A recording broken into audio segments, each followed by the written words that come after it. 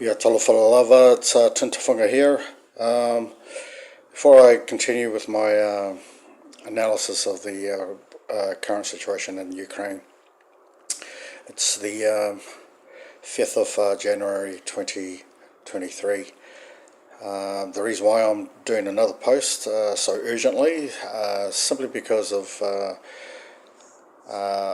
my interest in the neo-Nazism movement in Ukraine. Earlier, it was reported by the Rosnev.su website, the elimination of a Nazi known leader of the all-Ukrainian military patriotic group called the Falcons d'Azura, or the Ukrainian Hitler Youth, a Nazi named Oleg Yurchenko, whom has just been eliminated. He was a battalion commander or second in command of the 49th Ukrainian assault brigade that were attempting to take Crimea. As you may be well aware, that last week in Crimea, the assault commandos, particularly this particular unit, had attempted to attack Crimea unsuccessfully.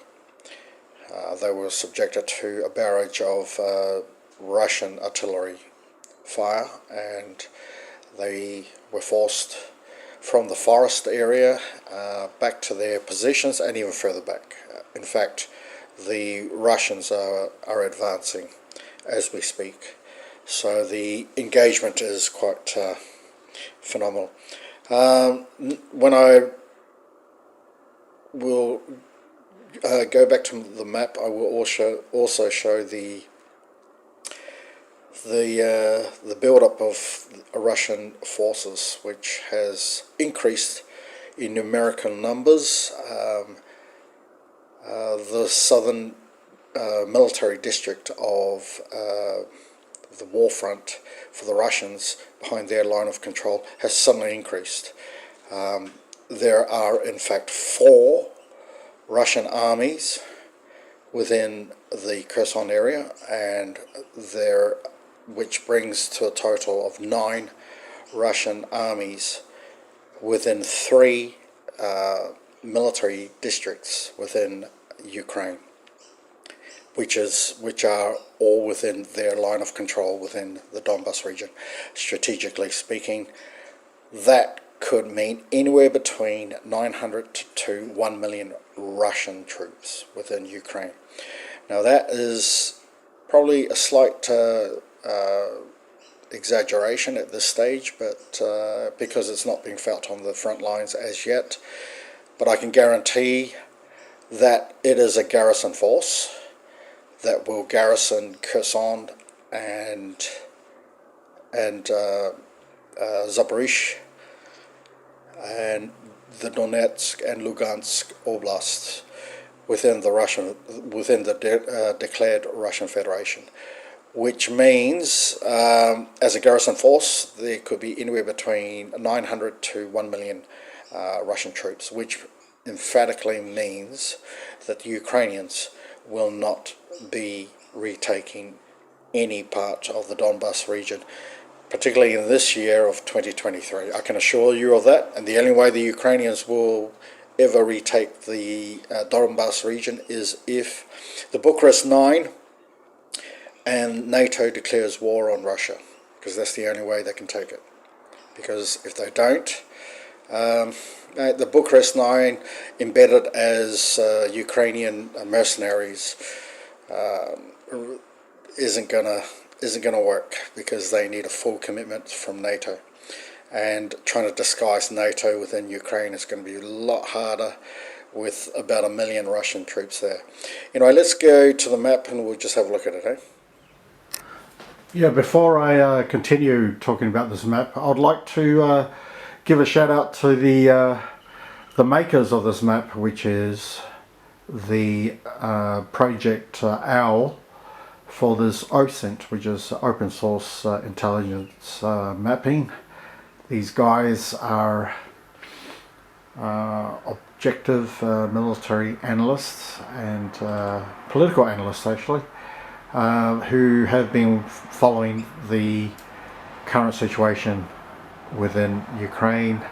I myself have been following them through their mapping systems, and this is the result of their work. They're relaying information on a open source network, which means that none of what I'm saying is classified material. It is open source, so you can't get me for espionage or anything like that. This is simply readily available on Google on the Ukrainian control map, so you can look it up if you do your research well enough. But analyzing the material is up to the more in-depth analysis, which is based on hypothesis and speculation, based upon the readily available facts, and these are the facts which are indicative of the map. Now, these Project OWL has deliberately shown their maps as all rectangle boxes, as opposed to having diamonds. Now, if you have diamonds on a mapping, that means diamonds is a sign of the enemy. So if the red forces were considered as the enemy according to a particular strategic map, that will indicate that's the bias of the map analysts. However, the Project OWL are strictly neutral, as I am, and in that context their mapping has indicated that the military forces are red and blue, and they are all in rectangles on either side, which means that they are neutral, who are the people drawing up this map. So, as I was saying, the updates that is particularly interesting is the arrival of the 4th Army, which is the 5th Combined Arms Army of the Eastern Military District, who have arrived, who have potentially arrived. So with that in consideration, we are talking about an addition to these already known armies within the Kherson region, or Zaporizhzhia region, which means there are 5 Russian armies within the southern districts, because in the Russian military terms, what they refer as their army formations, which are very large compared to, say, Australia. Australia, we only have at most two divisions of the combined Australian Army, so that's not even considered a corps. So Australia would have probably a core strength in numerical terms of the Australian Army. New Zealand would be even less so.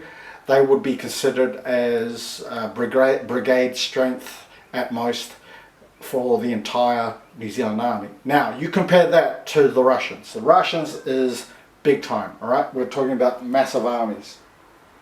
So the way the Russians do their armies is according to the various unit size, from the smallest being a squad of up to 9 to 12 soldiers, That's in Western terms, in NATO terms, we call that a section. So you have your team, your sections, but the Russians they just call them squads, and they have platoon levels as well. So it goes all the way up to what we would have in the West, divisional strength, to the corps. The corps is larger than a division, but then you have armies. Now the armies is when you have these guys, we have the combination of divisions and brigades, regiments, coalescing into one combined arms army. Now that's Russian. Now the Russians, this is the 36th Combined Arms Army within the Eastern Military District. So the highest level of military forces, apart from calling it the Western armies or Eastern armies or the Russian army, is when they're deployed into military operations. They are broken down into what they call military districts. Military district is a front of military armies. Now the Eastern Military District has this army called the 36th Combined Arms Army. What's in that army? They have the 5th Tank Brigade, the 37th Motor Rifle Brigade, the 30th Artillery Brigade, the 103rd Rocket Brigade, the 26th National Guards Protection Regiment. They have another anti-aircraft regiment, which is the 1723rd, so that could be a mistake, a typo. And then they have the 75th HQ Brigade. Now that's basically the Combined Arms Army's HQ. Now the 35th Combined Arms Army would have are from the Eastern Military District. Now, as I've mentioned before, military districts means it's a very large army that is in the front, and the whole front is under the command of a general. Now, whereas the commander of a particular army is under the command of a colonel general. Now, we don't have any of that kind of situation here in Australia. The highest ranking soldier in Australia is a lieutenant general, and Russia, they have a colonel general. So the colonel general is in charge of a combined arms army. So a colonel general is in charge of them. Who's in charge of the whole district, such as the Southern Kherson district? There are 4 armies in this district. A general is in charge of all of the districts. Now, heading towards the 5th army that I'm talking about is taking care of the Zaporizhia war front, or the Southern Military District. It is the 58th Combined Arms Army of the Russian Army. Now that is, we're looking at about 80 to 100,000 troops.